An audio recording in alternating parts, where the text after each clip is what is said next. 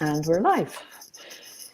Hello, everyone, and welcome to the Alliance of Independent Authors monthly member Q&A. I'm here with Michael La Ronn. Hi, Michael. Hi, Orna. Happy October. October already. Oh, wow. Yes, indeed. Yes, and we are here as ever to answer our members' questions, and only members can submit questions for this, but of course anybody can listen in and join in. And if you are here today live, please feel free to leave any questions, comments in the chat, and we'll try to address them if we have time. But we have a fairly packed schedule of questions, I think, today, and Michael is the man who has them. So shall we get started? Yes, indeed. So our first question is from Tom, and the question is, I am buying my ISBNs. Do I use my author's name as the publisher of record, or should I make up a fictitious company to do it, like my publishing company? Yeah, great. So whatever you do shouldn't be fictitious. So it should be part of your business. And it is perfectly acceptable for you to use your author name. You can also use your publishing name, as you said, and you have a third option. You could have just an imprint name. So some authors use different imprint names for different series that they run, for example, particularly if they're in very different genre. You know, if they have one line of books that's non-fiction and one that's poetry and one that's fiction, then they would use a different imprint name for each of those. All of that gets a bit complicated. The registering of your actual books is not a hugely important thing. It's really a piece of administration. So it's up to you how you would like to handle it. You can do any one of those three things. I will say that something is emerging in the community at the moment that is having an effect on this question. So it's slightly at a tangent, but it's relevant. So I'm just going to bring it up, which is that Facebook is, if your author name is different to your actual name, and for very, very, very many of us, that is the case. For both of us here talking to you, that's the case. And for many of you listening, I know that will also be the case. Facebook is now challenging. It used to kind of turn a bit of a blind eye for authors, but it is now challenging this. And the number of our members have found their Facebook pages switched off because they, their author name they can't show their passport to match the author name on their Facebook page and so on. So what Facebook want, and I think what we're being kind of led into more and more as we develop, as the community develops, and as author publishing develops as a sector, is that we set up an actual incorporated business for our books, which then, Facebook accepts the certificate of incorporation, and that name is an actual company name that has real legal standing, which when we use an author name, a pseudonym, we don't have any legal standing. So that's something you might want to consider when you're deciding what you're going to put in that box, which asks, what name you're going to publish under. Any thoughts, Michael? Nope, no thoughts at all. The second part of Tom's question is, do I need barcodes? Yes, if you're going to sell commercially in shops, you're going to need barcode on your print book. Obviously, barcodes don't go on ebooks or audiobooks, but when it comes to print, if you want to distribute your print in a commercial way, you will need a barcode to trade in shops. So you don't have to worry too much about it, because if you're using, as we recommend, the Amazon Ingram POD method to distribute your books, because they will provide a barcode for you.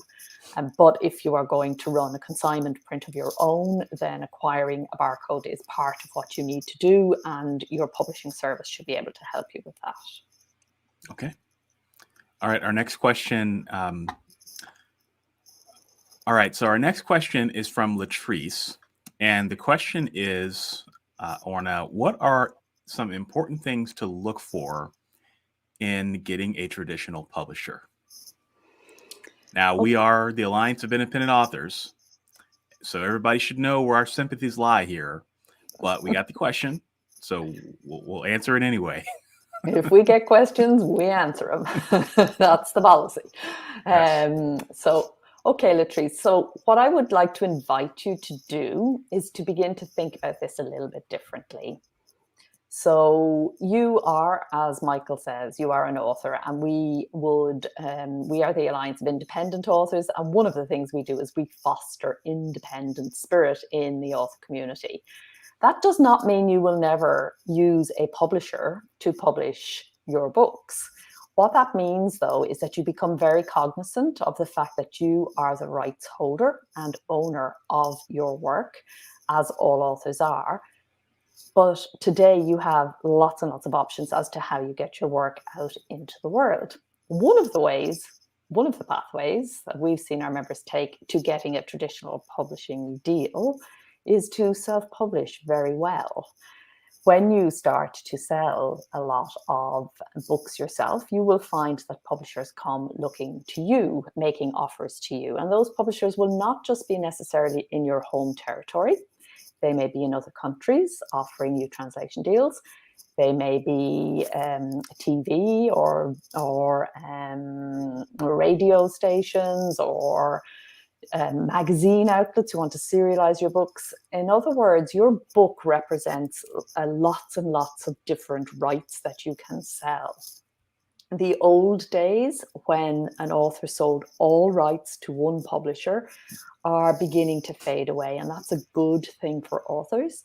That's an empowering thing for authors. We now think of our books as having lots of different rights, and we sell them in different ways to different people. And we sell them only to those we know can do a better job for us than we can do for ourselves. And to be perfectly frank, in many cases, publishers cannot do as good a job for us as we can do for ourselves for a variety of reasons. I'll just mention two. One is that you'll be just one author to them, whereas to you, you're somebody that you will, your books will always be super important to you, and you'll always be the person who cares most about them.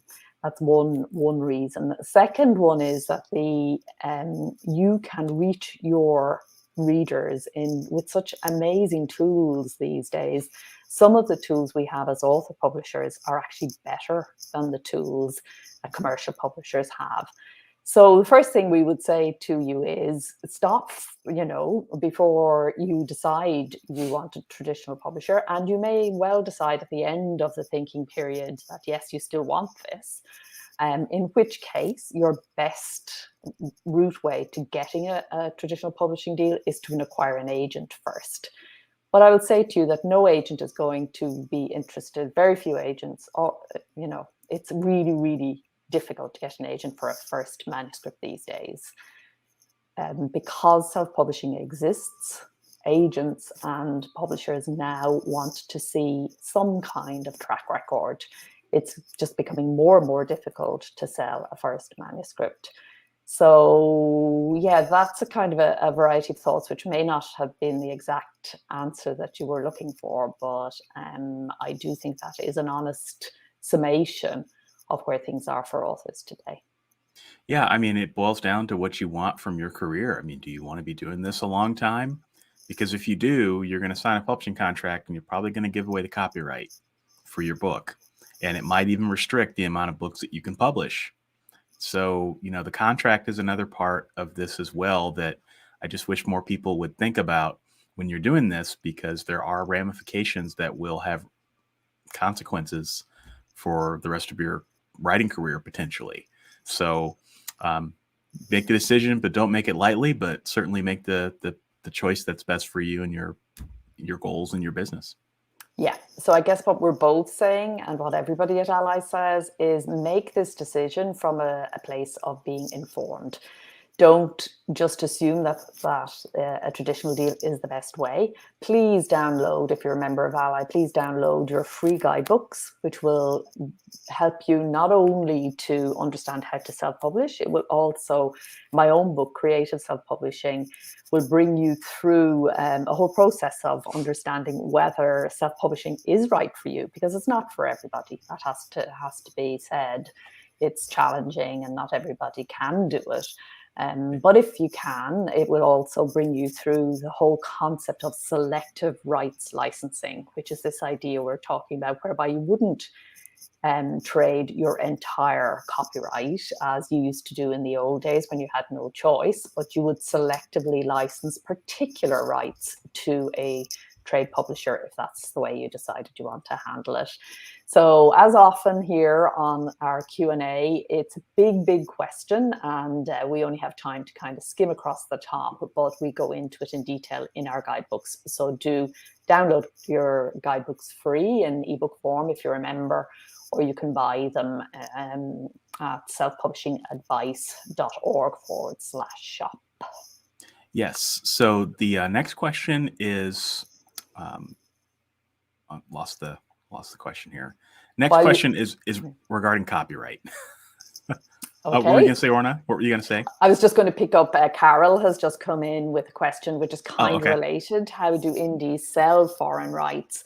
Yes. And Carol, we would say that you can actually make pitches to foreign rights publishers or foreign rights agents as an indie.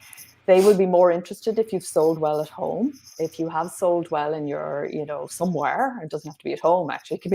It can be some other country where you've inexplicably picked up, which happens to our members as well. But always bear in mind, a rights holder is not there to oblige you. A rights holder is there because they think they can make money out of you. And sorry, not a rights holder, a rights buyer, I beg your pardon. A rights buyer wants to actually trade in something that you have to offer. You license the right to translation or whatever it might be to them because they have expertise that you don't have, or they've got time and resources that you wouldn't put into this particular aspect. So it's a trade-off, it's business. And so you can get a list of foreign sub-agents, you can get a list of foreign publishers who are actively trading in these book rights at the moment, and you can just pitch them. And if you have had some success at home, you're likely to have some success abroad. There is no mystery to this. It's straightforward administration. It's all in our book about rights, again, which is downloadable from the member zone free of charge if you're a member. And Carol asks, does ALLi help with booklets, etc.? Yes, we do help. We have, as I said, How to Sell Your Publishing Rights is a book that you can download, which explains everything. But we also have an agent, a dedicated literary agent that we work with, who works on behalf of our members, who can answer your queries about these, any questions you might have around this arena. And he even represents some of our members if they're in his niche area and so on. So yeah, hop inside and log into the member zone, go to the rights section, and you'll see that everything is fully covered in there. Okay. Next question is, how do I get my book into independent bookstores? That's from Elizabeth. Yes, Elizabeth, hi. So the first thing to do is to ensure you have your distribution set up. So you need to have a way in which those stores can actually access your book, call in your book if they need and want it. The second thing you have to do is create a desire in the bookstores to have your book. Bookstores are very, very tight for space. They are approached constantly, day in, day out, by trade publishers and other self-publishers who all want some of that space.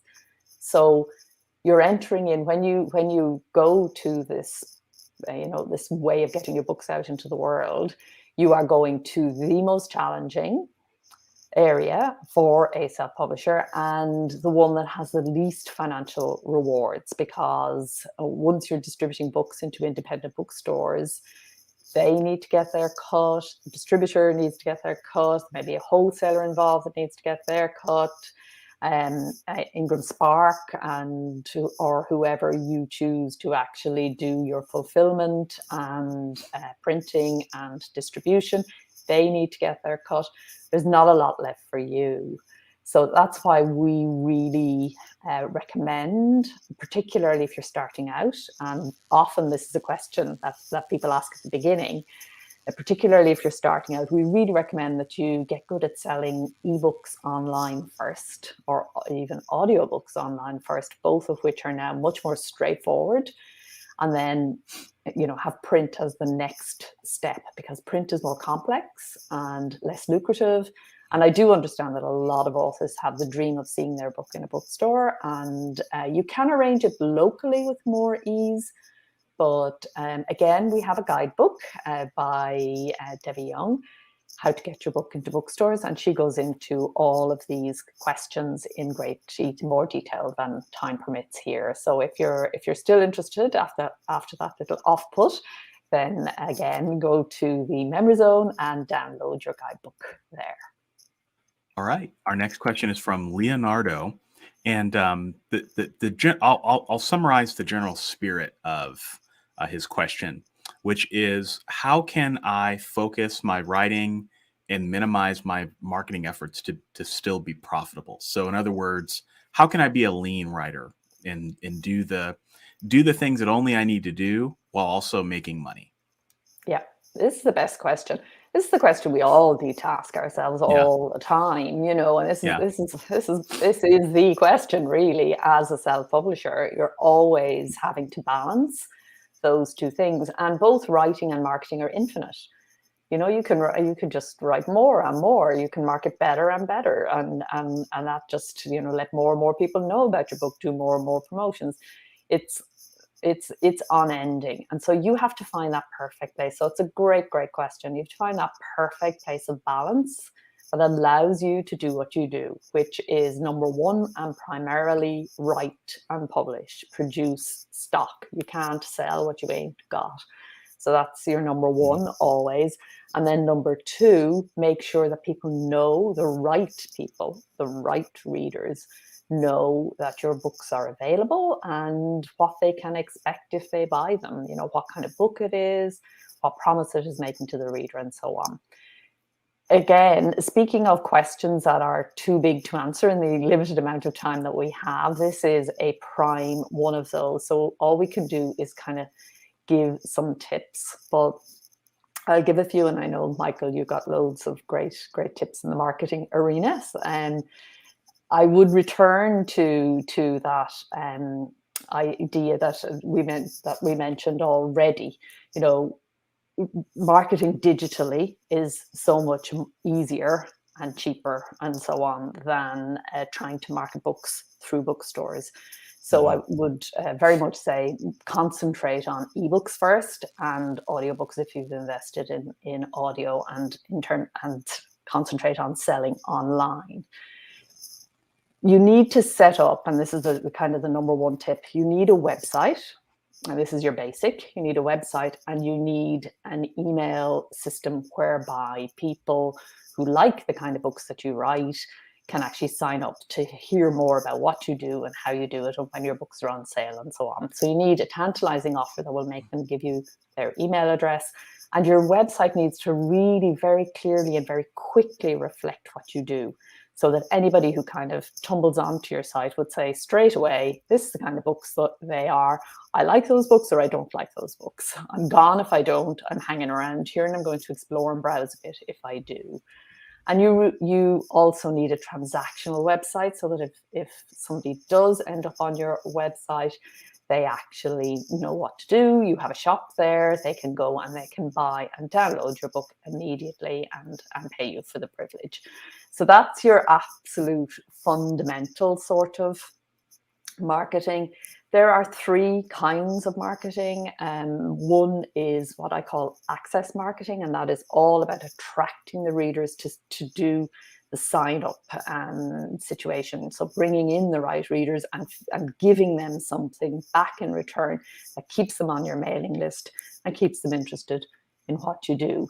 The second kind of marketing is what I call algorithm marketing, and that focuses on the services. Amazon in particular, its algorithms are famous among authors, and for good reason, because getting picked up by the Amazon algorithm can actually give your books a really good boost, sort of boost that you could never give them yourselves. And this requires you to become good at digital marketing. You can also do digital marketing through Facebook, through Google, and many other ways. Google has not, for most authors, proved very effective, but Facebook marketing has. And so there's a whole world of learning, if you like, around algorithms and how you use them to boost what you can do for yourself. So yeah. And then there are promotional tools of all kinds which are available in the indie author sphere. And if you follow our self-publishingadvice.org blog, and if you go to the marketing section, you'll see a lot of advice there about how to bring your books to the right readers. Over to you, Michael. Yeah. I'm sure you've loads to add. Yeah, I mean, everything you said was great. I would hit it from a strategic perspective as well, in that what are the things that energize you and what are the things that suck your energy out? And can you find a way to do only the things that energize you while making money? And I think the answer is, for a lot of people, yes, if you can figure out what those things are. So if there's a type of marketing that you just don't like doing, and maybe you're not good at it either, and maybe it's just not something you want to do. Like for me personally, Facebook ads are just not my thing. If I ever do them, I'm going to hire somebody, because I just, ads just don't energize me. Digging through ad data and data analysis, figuring out ads, it just doesn't. But I recognize that it's probably something I should do. So the question is, what are the things that energize you? And then what are the things that don't energize you? And for the things that don't energize you, do you need to do them in order to make money? And if you do, further down the road, maybe that's something that you can outsource or something that you can get help with. And so I think, one of the things that I've tried to do with my writing business is, how do I build a writing business that runs itself? Right. And that's driven by technology, driven by automation, driven by outsourcing and working with people to help me do things. And that's something you can start even when you're relatively new. It just requires you to learn how to think about what you want to do. So I would hit it from that high level too. Very good. And the other thing is then to get very, very focused around what your value is to the reader. So to really understand your genre, to know who else is doing well in your genre, particularly the indie authors, to take a look at how they're doing things because it does vary enormously across the three macro genre, and even within those genre, it's impossible for us to say, without taking a really good look at your author business and your books, for us to say how you should reach that magic balance between your marketing time and your writing time. It's going to be different for different authors. And as Michael said, your own personal inclinations and preferences will come into it too, because what you don't like doing, you're generally not very good at doing, I think. Yeah. And that's just the way it goes. You can always outsource, but at the beginning, pay a lot of attention to your reader and the value that you're offering the reader and how you attract the reader. I think that's really, at the start, that's where your attention should focus most. And that's what we should keep coming back to all the time, because our reader group changes and morphs as we develop as authors, but also because just trends change and fashions change and what people want from us change. So, staying very close to your readers and understanding your value to those particular readers, I think is really important. And at the beginning, if you are advertising, or even if you're just reaching out and trying to get people to your website, it's much easier to get them to sign up. And then once they know, like, and trust you, to ask them to buy a book, rather than asking them. I see too many indie authors who are unknown asking, and you're always unknown until the reader gets to know you and has read your book. If they haven't heard of you at all, trying to get them to buy your book straight off is actually quite a big ask. Think about it yourself. How often do you buy a book from somebody you've absolutely never heard of, not seen any good reviews on, nobody brought you over to the website and said you have to buy their book, it's great. So at the beginning, don't try to get the sale. At the beginning, try to get the sign up. And then when you have a sign up, you make sure you communicate with your readers so that they know, that they can like you and they can trust you. And then they will buy from you if you understand your value, what you're offering them, and you make it sound enticing. They will buy. Readers want good books to read. And if you fulfill their needs, they will buy. All right. And we have a very timely, good question from Lawrence McDonough. I'm sure you hear this a lot, but how do I become a member of the Alliance of Independent Authors? It's pretty easy. You go to allianceindependentauthors.org, and if you press the join button, you'll see there all the benefits that you get. And you choose your category depending on whether you are yet to publish or whether you have already published a book or are already earning a living from writing. So there are 3 categories of author member. Associate members are preparing for publication. Published authors are author members, and those who are earning their living from writing at this point are authorpreneur members. All right. AllianceIndependentAuthors.org. AllianceIndependentAuthors.org. Yeah, no yes. of. Yeah, no of in the domain name. Just to confuse you, just to keep you on your toes, Lawrence. Yep. Just make sure you're listening here. So, all right. So we got 2 more questions here. The first one is a very good one, which is from. I missed the name. I don't know why. My browser's acting up today. So you know who you are who asked this question. But the question is, they want to get a quote or want to use a quote from a person who has died. In this case, Krista McAuliffe. She was a teacher that was aboard the Challenger spacecraft that unfortunately exploded in the 80s, and very inspirational person. And this person wants to use a quote from her. And the question is, do I need to get permission to do that? You don't need to, unless you feel you want to. You can just go ahead and use that quote. I'm sure they will be pleased. Yeah, my answer to that, Orna, would be the opposite of yours. Okay. Would be to always get permission. Mm-hmm. The reason is you never know. You just never know.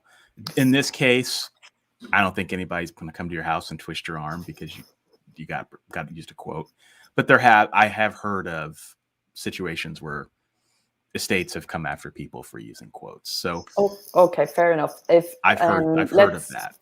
Let's refine it a little bit more. Then I was assuming, and perhaps wrongly, that the quote that was being sought was a verbal quote. In other words, that it wasn't from a long quote from a book.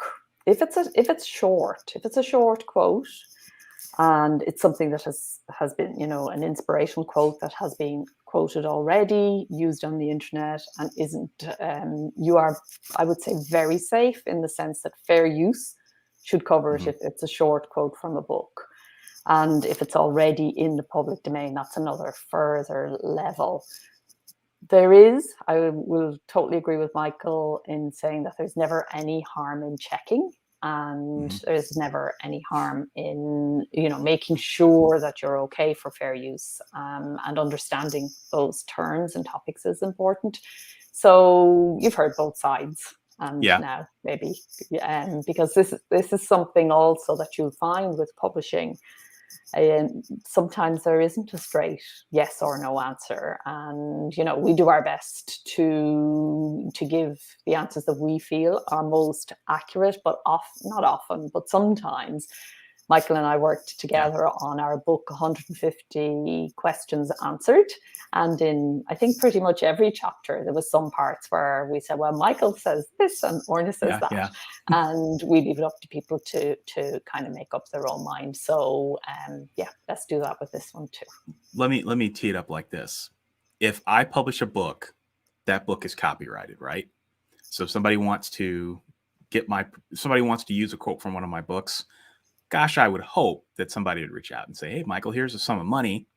Can I use this? Or just reach out and say, hey, can I use it? And the answer is probably most of the time, sure. Now we're speaking verbally right now, right? And this podcast is going to be recorded and distributed to everywhere. This podcast is also copyrighted. So there's very few situations anymore where something is 100% just someone used, is speaking in passing. And so it also depends on where you want to use the quote. If you want to use the quote on a t-shirt, I think you got to be a lot more careful. If you want to use the quote buried in a 100,000 word book, then, is anyone really going to care? Probably not. So I always err on the side of caution. Yeah, that's great.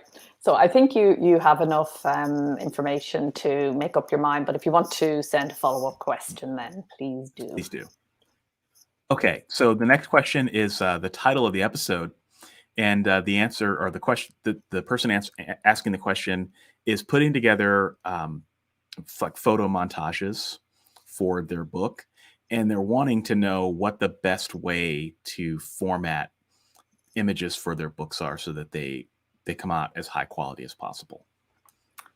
Yeah, I'm going to give an answer that you probably don't want to hear. And I would say that for any complex visuals in a book, you're best to hire help. Most authors are not visual and don't even know the mistakes they've made when they try to do this kind of thing. Really, really highly recommend that you would use a designer for a more complex book like this. It's absolutely fine to use the free software tools that are, we have as authors if you're doing a straightforward text book. But once it gets into interesting visuals like this, it's best left to the experts, I would say. What do you think, Michael? I agree. I think in terms of creating the images, I would rely on a professional to help you with it. As far as formatting those images for your book, it's another animal, and it's probably something you need help with. There's certain programs out there like Vellum that will tell you what dimensions the photo needs to be in. Certainly that's important, but formatting images in a book is an art. It's not always as easy as it seems. And so you can get some bad reviews if you put images in a book that don't look good, or they're grainy, that sort of thing. So you just want to be a little careful there, but just also you want to read up on specs. So make sure you're compressing your images before you put them into your book, because if you're doing an ebook like on Amazon's the only place that does this, but they charge file delivery fees. So if you have an ebook, the bigger your ebook file size is, the more you will pay in delivery costs. Whereas with a print book, there are no delivery fees, but there's still the quality issue. So and quality costs. To keep in mind, and cost too. Which is also something that a professional designer will be aware of. If you use that full page one, and if it's full color, there are cost implications to the number of pages and so on. It really is, as Michael says, it's an art. And the fact that you have to ask the question almost shows that you don't have the expertise to do it. Because if you did, you wouldn't, you'd be able to. And I think the other thing that it's again slightly tangential but very relevant here is you have to think about how you're spending your time. As a writer, you need to be writing more. And if you're going to spend a lot of time trying to formatting is time consuming and fiddly. And as I said, quite aside from getting it wrong, to get it right could take you a very long time if you're not experienced at it. Is this really the best use of your time is something you have to ask yourself.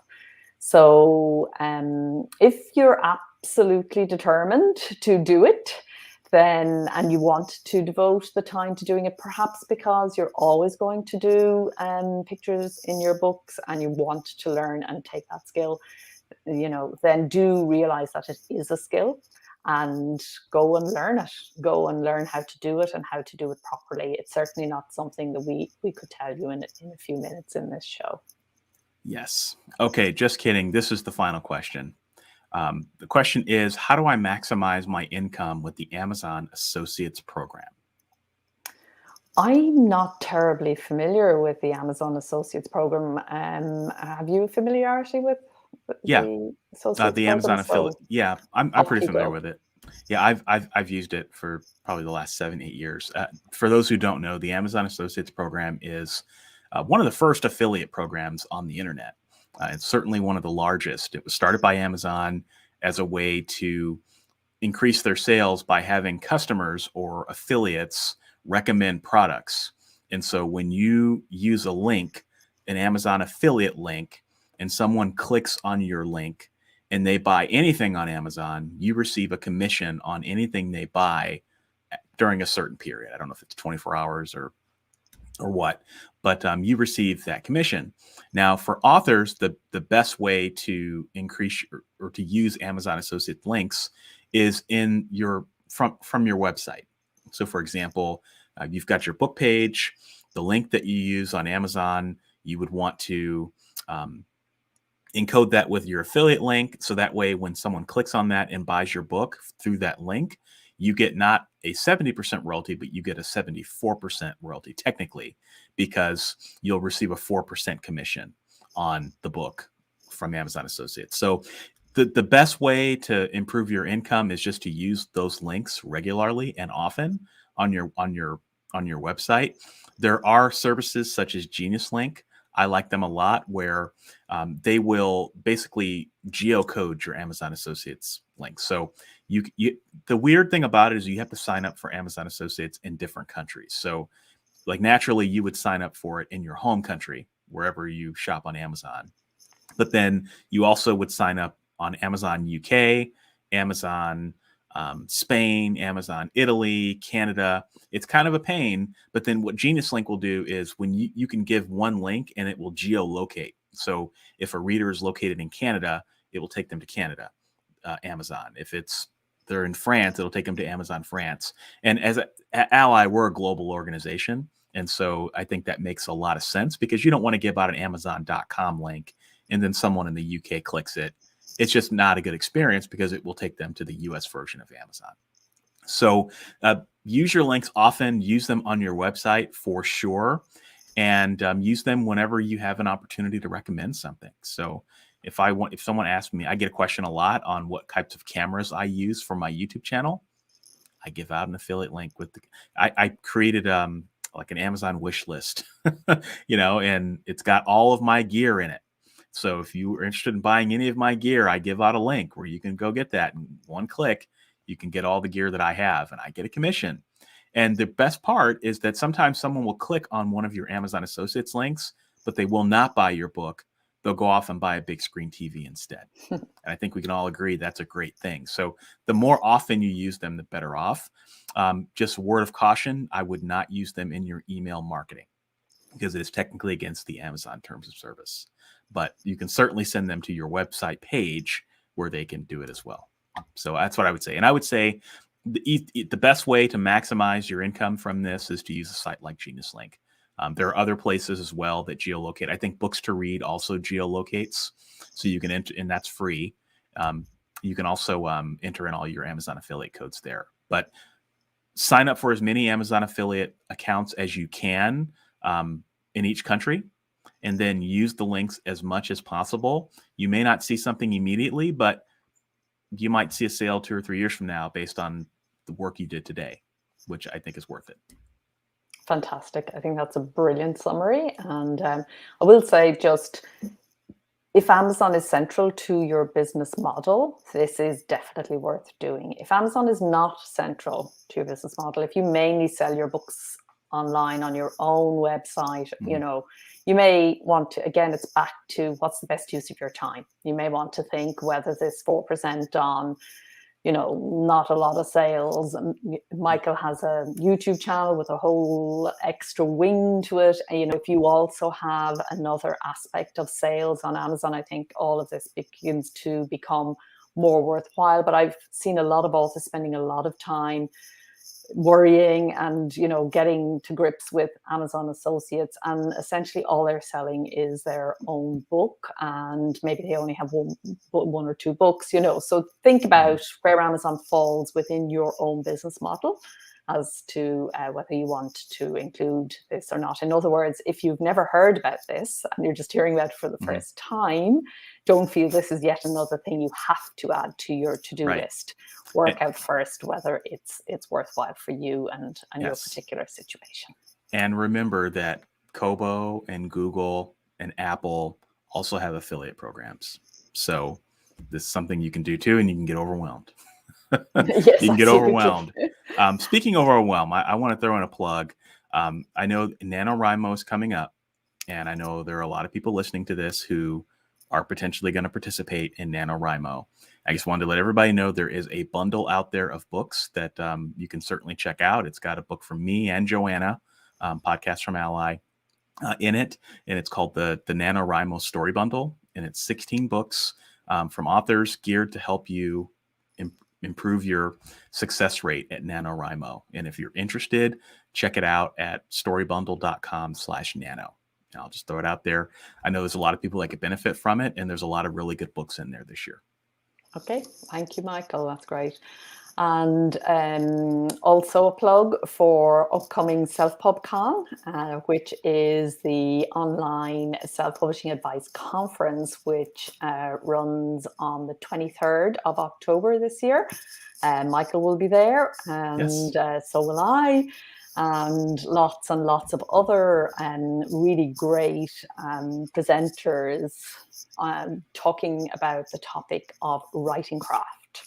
So we're usually all about publishing at ALLi, but this time out, we're really focusing in on the writing. Everything from using prompts to get yourself going, to using artificial intelligence to actually write your books, and everything in between that you can possibly imagine. Check it out on selfpublishingadviceconference.com, and we'd love to see you. The conference runs for 3 free days. It runs over 24 hours, 24 sessions over 24 hours, which are released 1 an hour over that time period.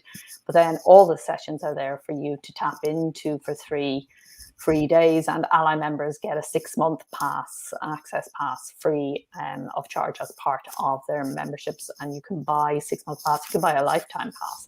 It's all there at selfpublishingadviceconference.com. Okay, so that is it for us, from us, I should say, for today. I hope you found the answers to the questions illuminating.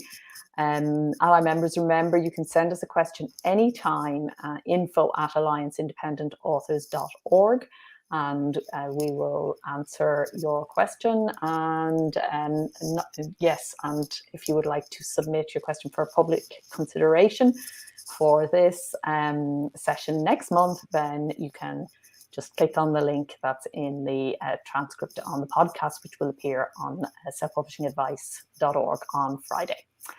Thank you, Michael, for being with us again today. All right. Thank you, Orna, and thank you, everybody. Have a great day. And thank you, everyone, for listening.